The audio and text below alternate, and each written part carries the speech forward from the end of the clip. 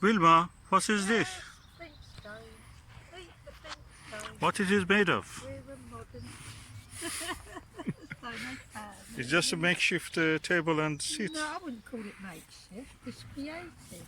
Really? I don't think Tracy Ehrman could do such a thing. So this is made of the conifer Yes. logs, It's made out of our natural resources. and that is a sandstone we had. Yes, it is. Yeah, So we put our teas there. I did. So, Green tea with lemon. I suppose that we have to walk on the car. Yeah, and peppermint tea with a sprig of lemon. Yes. So that was from that tree, conifer, Yeah, it's from the conifer.